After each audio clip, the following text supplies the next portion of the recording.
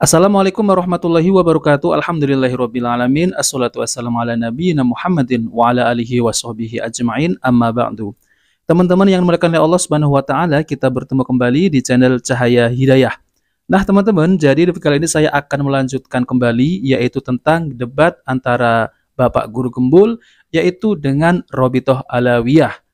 Nah, teman-teman, jadi debat antara Bapak Gembul ini yang dimana Bapak Gembul ini ya mengutarakan yaitu unek-uneknya kepada Rabithah Alawiyah ya di depan Rabithah Alawiyah yang bahwasanya ada oknum-oknum ya yaitu Habib yang kalau berceramah ini selalu membuat kontroversi. Unek-uneknya Bapak Guru Gembul di mana Bapak Guru Gembul ini mengatakan bahwasanya ada oknum-oknum Habib ya seperti Bahar bin Smith ini ya di mana Bahar bin Smith ini kalau berceramah perilakunya lalu kemudian sikapnya bicaranya kotor, namun tanggapannya Rabithah Alawiyah itu walaupun Habib-Habib ini akhlaknya itu tidak baik, lalu kemudian suka berkata kotor, lalu kemudian kalau menyampaikan ilmu agama itu selalu dongeng-dongeng khurafat. Jadi Rabithah Alawiyah ini berlepas diri dari mereka. Namun ya katanya walaupun mereka ini begitu ya tetap dicatat nasabnya gitu ya teman-teman ya.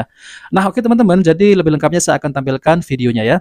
Teman, jadi kalau saya dengar ya diskusi ini itu adalah ya tentang terkait unek-uneknya Bapak Guru Gembul ini terhadap oknum-oknum Habib ini ya, yang katanya Habib ya teman-teman ya. Apa yang disampaikan oleh Pak Guru Gembul ini adalah penyampaian ataupun kritikan kepada ya oknum Habib-Habib itu yang kalau berceramah ini memang mereka ini ya tidak sesuai dengan Al-Quran dan Sunnah-Sunnah Nabi SAW.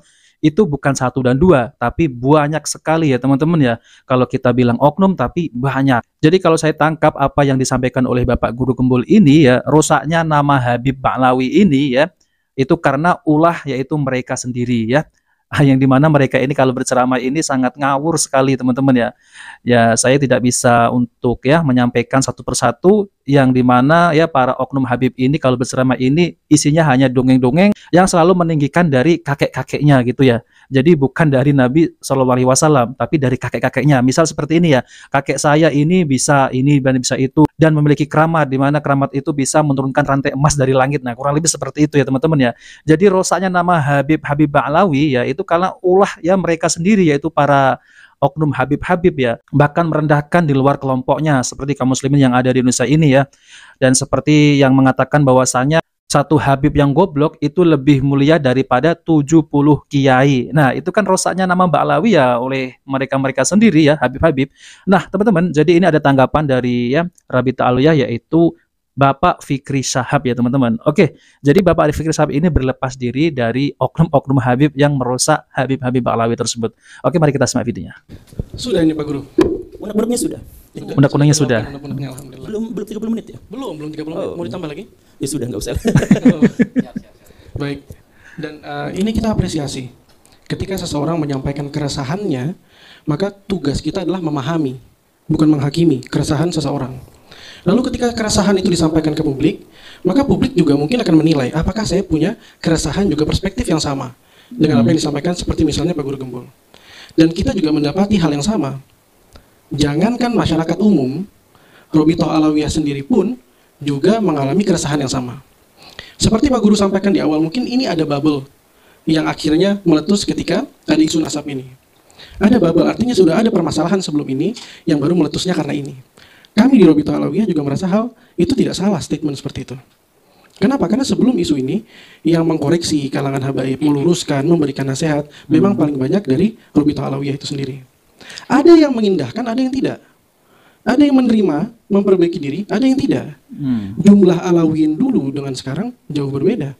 Kalau misalnya kita punya permasalahan ini, dulu Alawiyin jumlahnya sedikit, pendidikannya terbatas, terkontrol, sirkuitnya tidak terlalu luas, turunannya bisa diukur dari bagaimana ayah dan ibunya. Kita sekarang hidup di generasi di mana jumlah Alawiyin begitu banyak, pendidikannya beragam, tinggalnya juga beragam di berbagai negara, menerima informasi yang beragam, dan permasalahan mereka sama dengan permasalahan di masyarakat. Ada permasalahan yang dia ini sama dengan masyarakat, misalnya, oh sini narkoba non Alawi, yang satu narkoba Alawi. Orang akan mulai mempermasalahkan nasabnya. Masalahnya sama dengan masyarakat, tapi nasabnya menjadi penting. Kenapa? Karena nasab ini orang akan mengukur engkau sebagai keturunan Rasulullah. Kok begini perilakunya? Iya, Itu yang betul. menjadi keresahan dari Pak Guru Gembul. Keresahan itu sangat bisa kita pahami. Dan kami pikir tadi akan full 30 menit unek-unek tadi itu. Ternyata nggak sampai, alhamdulillah. Saya tambahin Nggak aja masalah, ya. itu baik sekali. Dan kritik ini disampaikan di gedung Robito Alawiyah. Robito tidak anti kritik. Dan kita tidak berkeberatan dengan statement seperti itu. Kenapa? Karena kadang Robito pun mengkritik Alawiyin itu sendiri. Tidak sekali, dua kali. Dokumentasinya banyak, tertulis, video, banyak semua. Apakah semuanya diterima? Bisa ada yang diterima, bisa ada yang enggak. Ada juga yang protes dengan kritiknya Robito. Jangankan kritiknya Pak Guru Gembul, kritiknya Robito pun ada yang protes. Jadi kita tidak mengukur dari bagaimana orang menerima keresahan Robito, keresahan Pak Guru Gembul, tapi yang penting keresahan itu disampaikan. Itu pertama. Kedua, adalah terkait dari bagaimana Pak Guru Gembul menjabarkan di awal bahwa ini ada rentetan yang akhirnya mengakibatkan hal ini dan memunculkan beberapa sosok, apalagi sosok utama yang tadi beberapa kali disebut oleh Pak Guru Gembul. Memang kami tidak begitu berkenan menyebut nama beliau, walaupun sudah disebut berkali-kali tadi, ya sudahlah kita sebut juga. Gimana Robito gitu loh, keresahan gimana Robito? Kok ada ini nih yang begini? Langkahnya Robito seperti apa? Bagaimana cara kita melihat Robito? Pertama, Robito Alawiyah ini organisasi yang berdiri jauh lebih dulu dari organisasi yang dibentuk oleh Alawiyin lainnya. Sudah ada Robito Alawiyah dari 1928, bahkan dalam data kami lebih awal lagi, hanya izinnya di 1928. Dan dipandang sebagai induknya dari seluruh Alawi. Alawi ini kayak kita satu ras gitu. Kalau kita ngelihat suku Sunda misalnya, dengan semua keragaman di dalamnya, nah itu ada paguyubannya, paguyuban orang Sunda. Nah itu Robito begitu. Paguyubannya Alawiyin, dalamnya beragam. Yang masuk partai politik, satu masuk PDI, satu masuk Gerindra, satu masuk P3, PKB, banyak. Beragam sekali. Dan punya pemikiran yang berbeda-beda, yang satu orang hukum. Dan itu terjadi di Robito Alawiyah sendiri. Kita punya departemen hukum, isinya orang hukum semua. Kita punya departemen media, isinya orang media semua. Berbeda-beda karakternya. Nah itu terjadi keragaman itu. Paguyuban ini dipandang oleh masyarakat, ayo paguyuban bertindak. Bagaimana paguyuban bertindak? Cara kita mengukur peran Robito Alawiyah adalah pertama, apakah Robito Alawiyah membenarkan perilaku itu? Itu pertama dulu. Robito membenarkan nggak? Ada nggak nih track recordnya Robito membenarkan nih perilakunya Syed Bahar bin Smith? Ada nggak Robito pernah belain dia nggak? Robito pernah kasih bantuan hukum nggak? Robito ini medianya nggak kecil. Ada media Robito Alawiyah yang official, ada Nabawi TV, media resmi Robito Alawiyah. Pernah nggak Robito mengendorse yang seperti itu? Kedua, kalau misalnya Robito jelas pandangannya, jelas juga tidak pernah memberikan panggung kepada orang-orang seperti ini. Kedua, terus orang-orang ini rujukannya yang mana? Sama nggak dengan Robito? Kalau misalnya Robito punya rujukan, punya garisnya sendiri, lalu ada pihak Alawiyin lain yang punya garisnya sendiri, pertama Robito harus memberikan teguran. Jalan kita seperti ini, kamu memilih jalan yang berbeda. Pernah nggak Robito menegur? Pernah. Sekali, dua kali, lebih. Tapi diindahkan atau tidak, memang itu keputusan ada di individu itu masing-masing. Karena individu ini warga negara, bukan warga Robito. Gitu.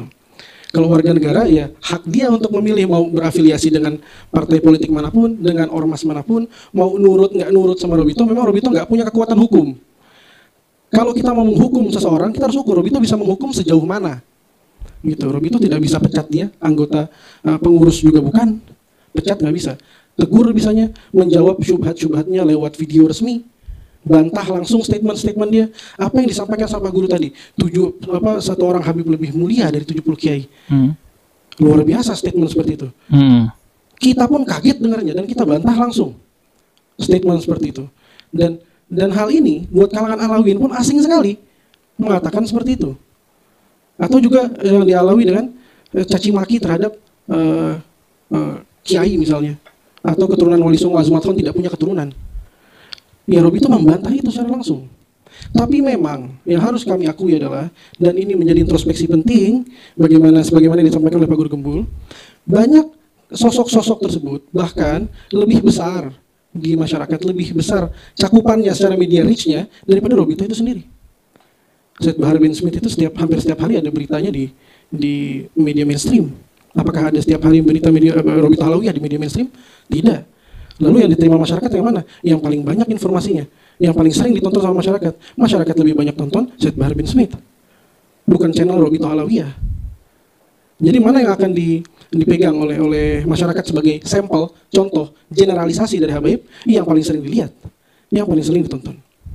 Nanti kalau kita ambil sampel-sampel lain, oh ternyata tidak seperti itu dan ternyata jumlahnya lebih banyak, kita hidup di era yang mana yang dilihat di media itu yang akan menentukan keputusan dari pemirsanya, masyarakatnya. Nah, teman-teman yang dimuliakan Allah SWT, jadi itulah ya jawaban dari Robita Alwiyah, yaitu Bapak Fikri Syahab ya, di mana Bapak Fikri Syahab juga sudah menasihati ya, katanya sudah menasihati, yaitu kalau ada oknum-oknum Habib yang melenceng gitu teman-teman. Tapi Robita Alwiyah ini juga berlepas diri dari ya, dari oknum Habib-Habib yang seperti itu. Kalau sudah dinasihati ya 1, 2, 3 ya, kalau tidak mau ya menerima ya sudah gitu ya teman-teman ya. Namun ini adalah permasalahannya adalah mereka ini ya, oknum-oknum Habib ini kalau berceramah ini, mereka ini sangat ngawur sekali, yaitu tentunya ya dari oknum-oknum ya Habib ini. Ya mereka ini kalau berceramah itu selalu ya meninggikan nasab-nasab mereka dari datuk-datuknya. Apalagi kalau kita lihat ya, banyak sekali dari ceramah-ceramahnya oknum-oknum Habib ini, di mana Habib-Habib tersebut itu kalau berceramah ini selalu dongeng-dongeng khurafat. Apalagi mereka ini selalu meninggikan nasab-nasab mereka. Dan tentunya ini yang bisa meresahkan ya kaum muslimin ya. Karena apa teman-teman ya? Mereka ini kan mengklaim dirinya adalah keturunan Nabi SAW. Tapi kalau kita lihat ya, cara berbicaranya, cara penyampaiannya, cara perilakunya, itu kadang-kadang tuh kita melihat ini loh, ini kok cucu Nabi seperti ini ya. Jadi pasti yang akan disalahkan itu, ini cucu Nabi kok seperti ini. Jadi unek-unek dari Bapak Guru Gembul ini itu adalah sebuah nasihat ya, harus berbenah diri, yaitu harus diperbaiki. Misal seperti ceramah-ceramah yang isinya hanya dongeng-dongeng khurafat dari kalangan mereka, tapi kalau dibilang dongeng khurafat, ya mereka malah tidak terima dan mengatakan bahwasanya kalian Ahlussunnah tidak mempercayai yang namanya karomah. Nah, di situ kan mereka hanya mencari pembenaran, bukan kebenaran ya teman-teman ya. Sedangkan Bapak Rizik Syihab dulu juga pernah mengatakan ya bahwasanya ada orang yang berceramah tiba-tiba ini Rasulullah sudah berjalan di depan. Itu adalah khurafat ya. Itu adalah pembohong. Ini Bapak Rizik Syihab. Namun kalau ada oknum Habib dari kalangan mereka yang berceramah ya, misal seperti melihat Nabi secara sadar, lalu kemudian dengan dongeng-dongeng khurafatnya, itu malah dibela ya teman-teman. Nah tentunya tidak adil ya. Kalau itu adalah dongeng khurafat, ya udah akui saja itulah dongeng khurafat dan harus diperbaiki, harus ditegur gitu ya, bahwasanya itu adalah dongeng-dongeng khurafat. Nah oke teman-teman, jadi itu saja yang ingin saya sampaikan ya. Jika video bermanfaat jangan lupa like dan subscribe di channel Cahaya Hidayah. Wabillahi taufiq wal hidayah. Wassalamualaikum warahmatullahi wabarakatuh.